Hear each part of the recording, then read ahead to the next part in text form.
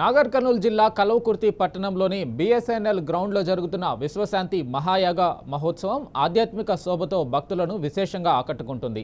లోక కళ్యాణం, విశ్వశాంతి, దేశ సుభిక్షం, సకాలంలో వర్షాలు కురవడం, రైతులు ప్రజలంతా సుఖశాంతులతో జీవించాలని సంకల్పంతో ఈ మహాయాగాన్ని నిర్వహిస్తున్నారు. నలుమూలల నుంచి వేలాది మంది భక్తులు తరలివచ్చి యాగంలో పాల్గొని ప్రత్యేక పూజలు నిర్వహించుకుంటామని స్వామీజీ ఆశీర్వాదాలు పొందుతున్నారు. ఈ విశ్వశాంతి మహాయాగం విశిష్టత ఏమిటి? 91వ యాగాన్ని నిర్వహించడానికి గల ప్రత్యేకత ఏంటి? కలియుగంలో ఎలాంటి యాగాల అవసరం ఎంతవరకు ఉంది? భక్తులకు ఈ యాగం ద్వారా కలిగే ఆధ్యాత్మిక ఫలితాలు ఏమిటి? సమాజానికి స్వామీజీ అందించాలనుకుంటున్న సందేశం ఏంటి? వంటి పలు అంశాలపై శ్రీకృష్ణ పీఠాధిపతి పూజ్యశ్రీ శ్రీ శ్రీ కృష్ణజ్యోతి స్వరూపానంద స్వామీజీతో మా ప్రతినిధి శేఖరాచారి ఫేస్ టు ఫేస్. లోక కళ్యాణార్థం సకల జీవ చరాచరులు అన్ని కూడా సుభిక్షంగా ఉండాలని చెప్పేసి శ్రీకృష్ణ కాలచక్ర మహా విశ్వక యజ్ఞం చేస్తూ ఉన్నారు. ఇది నాగర్ కర్నూలు జిల్లా కల్వకుర్తిలో బిఎస్ఎన్ఎల్ గ్రౌండ్లో చేస్తూ ఉన్నారు. ఇది ఈ నెల 19వ తేదీన ప్రారంభమై వచ్చే నెల 3వ తేదీ వరకు కూడా ఇది కొనసాగుతూ ఉంది. ఇప్పటికే అశేష జనవాహిని ఇక్కడ భక్తులంతా కూడా సమస్త ప్రజలంతా కూడా ఇక్కడికి వచ్చేసి యజ్ఞాలు చేస్తూ ఉన్నారు, వివిధ పూజలు చేస్తూ ఉన్నారు. ముఖ్య అతిథులు కూడా ఇక్కడికి విచ్చేస్తూ ఉన్నారు. ఈ కాలచక్ర మహాయజ్ఞానికి ఎంతో విశేషం ఉందని చెప్పేసి కూడా ఇప్పటికే 90 యాగాలు కూడా పూర్తి చేశారు. ఇది 91గా చెప్తా ఉన్నారు. ఈ యజ్ఞ నిర్వాహకులు దీనికి సంబంధించినటువంటి స్వామీజీ గారు ఉన్నారు. వారితో మాట్లాడించి మరిన్ని విషయాలు తెలుసుకునే ప్రయత్నం చేద్దాం. స్వామి చెప్పండి, ఇప్పటికే ఇలాంటి యాగాలు యజ్ఞాలు తర్వాత శ్రీకృష్ణ మహాకాలచక్ర యజ్ఞం గత సంవత్సరం కూడా నాగర్ కర్నూలులో చేసినట్టున్నారు. ఇప్పుడు కల్వకుర్తిలో జరుగుతూ ఉంది. ఎంతో సుభిక్షమైనటువంటి ఎంతో ప్రాధాన్యత కలిగినటువంటి ఈ మహాయజ్ఞం యొక్క ప్రత్యేకతలు ఏంటి? ఎప్పుడు ప్రారంభమైంది? ఎప్పటి వరకు పూర్తవుతుంది? ఏ కార్యక్రమాలు చేస్తూ ఉన్నారు? శ్రీకృష్ణ కాలచక్ర విష్ణు పంచాయతన మహాయాగ మహోత్సవం ఈ నెల 19 నుంచి ఆగస్టు 3 వరకు 16 రోజుల పాటు మహాయాగం జరుగుతుంది. ముఖ్యంగా ఇందులో ఐతచండీ యాగం, అతిరుద్ర యాగం, చతుర్వేద హవనాలు, మహాసుదర్శన లక్ష్మీనారాయణ యాగం, మహాగణపతి యాగం, మహాశౌర్య యాగం, మహాలక్ష్మీ యాగం, మహాసరస్వతి యాగం, రామాయణ భాగవత హవనాలు, శ్రీ సీతారామ సామ్రాజ్య పట్టాభిషేకం ఇవే కాకుండా విశేషమైన కార్యక్రమాలు, కళ్యాణాలు, అలాగే విశేషంగా రుద్రాభిషేకాలు, తులసార్చనలు, కుంకుమార్చనలు, శ్రీచక్రార్చనలు, గాజులార్చనలు విశేషంగా జరుగుతున్నాయి. ఇది ముఖ్యంగా విశ్వశాంతిని ఆకాంక్షిస్తూ చేస్తున్నాం.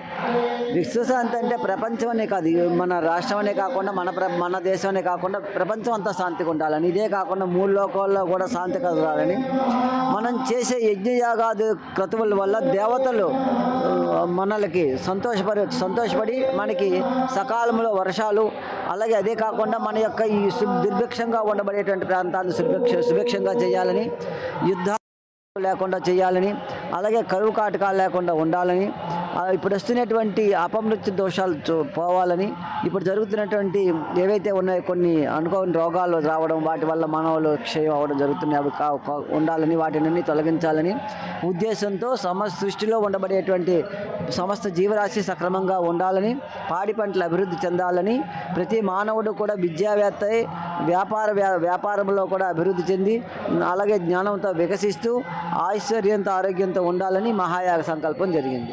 ఇప్పటి వరకు అంటే ఎంతోమంది కూడా ఇక్కడ దీనికి దాతలు కూడా సహకరిస్తూ ఉన్నట్టున్నారు. అంటే ఈ మహాయజ్ఞం వల్ల ఒక వైపేమో ఎలినో అంటే ప్రభావం ఉండి వర్షాలు పడవని చెప్పి శాస్త్రవేత్తలు చెప్తా ఉన్నారు.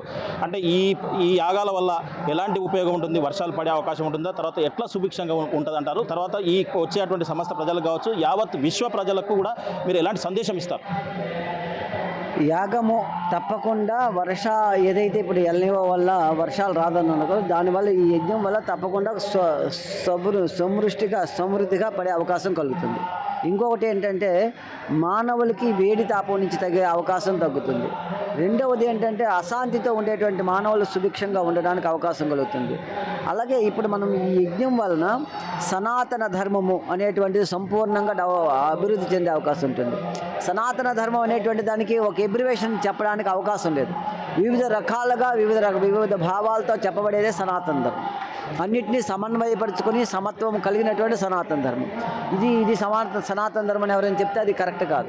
కాబట్టి అటువంటి దాని నుంచి ప్రపంచంలో ఆదిలో మనకి యజ్ఞం అనేటువంటిది లేకపోయినా తపస్సులతో ఉండినా త్రేతాయుగం నుంచి యజ్ఞాల యొక్క ప్రారంభమైన, కృతయుగంలో కూడా కొంత ప్రారంభమైన, త్రేతాయుగం నుంచి ప్రారంభించిన యజ్ఞం వల్ల మాత్రమే అన్నాత్ ఉద్భవంతి భూతాని పర్జన్యాదన్న సంభవ, యజ్ఞాత్ భవతి పర్జన్యో యజ్ఞత్ కర్మ సముద్భవ అన్నారు. కాబట్టి యజ్ఞం వల్ల మాత్రమే సమస్త సృష్టి సుభిక్షంగా ఉంటుంది, పాడి పంటలు అభివృద్ధి చెందుతాయి, జీవరాశులు అభివృద్ధి చెందుతాయి, ఈ విధంగా ఉంటాయి అన్నీ కూడా జీవించడానికి.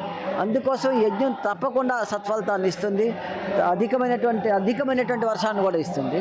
దీనివల్ల సుభిక్షంగా కలవకుర్తి ప్రజలే కాకుండా పట్టణ ప్రజలే కాకుండా ఈ జిల్లా వాసులు అలాగే రాష్ట్ర వాసులకు కూడా మంచి జరగాలని కోరుకుంటున్నాం.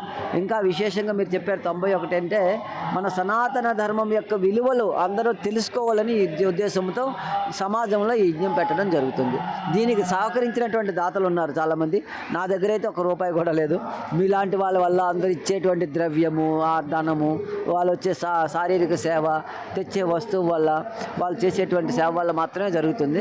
కాబట్టి ఇక్కడికి వచ్చినటువంటి వాళ్ళందరూ కూడా సుభిక్షంగా ఉండాలి, అందులో మీరు కూడా సుభిక్షంగా ఉండాలని కోరుకుంటున్నాను. ఈ యాగాదుల వల్ల ఇది ఒకటి కాకుండా ఇక్కడ భోజన తాంబూలాలు కూడా ఇక్కడ ప్రతినిత్యం అంటే నిరంతరంగా కొనసాగుతున్నామని, దీనివల్ల సకల చరాచర జీవరాశులకు కూడా ఎలాంటి ఉపయోగం ఉంటుంది, తర్వాత దీనివల్ల అంటే మానవ కోటికి ఒకటి కాకుండా సకల జీవరాశులకు ఎట్లా ప్రయోజనం కలుగుతున్నట్టు అంటే ఈ యజ్ఞం వల్ల మనిషి తన యొక్క మనుగడను తెలుసుకోగలుగుతాడు. నేను ఇక్కడి నుంచి పలానా దగ్గర నుంచి వచ్చాను, నాది గమ్యం ఇది కాదు, నేను భగవత్ ప్రసాదంతో వచ్చాను కాబట్టి భగవత్ సేవ చేస్తాను. భగవత్ సేవ అంటే భగవంతుడికి యజ్ఞం ఒకటనే కాదు, తోటి వారు ఇబ్బందుల్లో ఉన్నటువంటి వాళ్ళకి సహాయ సహకారాలు అందించడం, ప్రతి వారితో సక్రమంగా జీవించడం, అదే కాకుండా అందరి యొక్క భావంతో కూడా సన్మార్గంలో నడుచుకుంటూ సత్ప్రవర్తన నడుచుకుంటూ తన యొక్క జీవన విధానం సాగించడానికి ఉపయుక్తం అవుతుంది. ముఖ్యంగా అంటే సకల చరాచర ఇక్కడ ఉన్నటువంటి విశ్వంలో ఉన్నటువంటి ఈ మానవాళికి కావచ్చు, భక్తాశ్రేయులకు మొత్తం ఏం సందేశం ఇస్తారు? అందరూ యజ్ఞంలో పాల్గొవాలి. ఈ యజ్ఞం మీరు పాల్గొనడం వల్ల ఈ యొక్క దేవతలు హర్షిస్తారు. దేవతలు హర్షించడం వల్ల ఈ సకాలంలో వర్షాలు పడే అవకాశం కలుగుతుంది. మనకి ఇబ్బంది పడితే ఆయన వాళ్ళు చూసుకునే అవకాశం కలుగుతుంది. మన బాగోగులు చూసుకునే ఇంట్లో పెద్ద ఎలాగైతే చూసుకుంటారో మన చిన్నపిల్లలవి, అలాగే మనం పిల్లలు లాంటి వాళ్ళం కాబట్టి దేవతలందరూ మనకి సమన్వయపరిచి ఇంట్లో ఒక పెద్ద ఎలాగైతే చక్కదిద్దుతుంటాడో అదే విధంగా మనలందరినీ చక్కదిద్దడానికి ఉపయుక్తంగా ఉంటుంది. వారు రావడం వల్ల వాళ్ళకి మానసిక ఉల్లాసం, మానసిక శక్తి, ఆరోగ్యం, దారుఢ్యం, శరీర దారుఢ్యం పెరిగి ఆనందంగా తన జీవనాన్ని సక్రమంగా గడుపుకోవడానికి అవకాశం కలుగుతుంది. ఇది మొత్తంగా చెప్తున్నటువంటి స్వామి గారు చెప్తున్నది ఏంటంటే యజ్ఞ ఫలితం ఖచ్చితంగా ఉంటుంది. ఎక్కడైతే యజ్ఞం ఉంటుందో అక్కడ అంతా కూడా సుభిక్షంగా ఉంటుంది. ఒక మానవాళే కాదు సకల జీవరాశులన్నీ కూడా సుభిక్షంగా ఉంటాయి, వర్షాలు సమృద్ధిగా కురుస్తాయి. కాబట్టి ఇదంతా కూడా సుభిక్షం అంటే విశ్వశాంతి అంతా కూడా, విశ్వం అంతా కూడా శాంతిగా ఉంటుంది, సుభిక్షంగా ఉంటుంది. ప్రతి ఒక్కరు కూడా ఆరోగ్యంగా, మానసికంగా అన్ని విధాలు కూడా మంచి జరుగుతుంది. కాబట్టి ఇక్కడ రావడం వల్ల, ఈ యజ్ఞాలు చేయడం వల్ల, ఈ యజ్ఞ భూమిలో దర్శించడం వల్ల, యజ్ఞ భూమిలో దర్శనం చేసుకోవడం వల్ల ఎన్నో ఫలితాలు ఉంటాయని చెప్పేసి ఇది అందుకొరకే 90 ఇప్పటికే పూర్తి చేశాం. కల్వకుర్తిలో 91 యజ్ఞం చేస్తూ ఉన్నాము. ఇది మంచి ఫలితాలను ఇస్తుందని చెప్పేసి కూడా ఈ స్వామి చెప్తున్నటువంటి పరిస్థితి కనిపిస్తూ ఉంది. ఈ యజ్ఞానికి ఇక్కడ దాతలతో పాటు ఎంతోమంది వేలాదిగా భక్తులు వస్తూ ఉన్నారు. వాళ్ళంతా కూడా ఈ యజ్ఞానికి విశ్వశాంతి కోసం అందరూ కూడా కృషి చేస్తూ ఉన్నారని చెప్పేసి ప్రతి ఒక్కరు కూడా దాతలు ఎంతగా సహకరిస్తున్నారు. కాబట్టి ఈ కార్యక్రమం ఎంతో దిగ్విజయంగా కళ్ళ పండుగ సాగుతుందని చెప్పేసి కూడా ఇక్కడ ఈ స్వామి చెప్తున్నటువంటి పరిస్థితి కనిపిస్తూ ఉంది. వీడియో జర్నలిస్ట్ రామకృష్ణతో శేఖరాచారి, టీ న్యూస్, నాగర్ కర్నూలు జిల్లా కల్వకుర్తి నుంచి.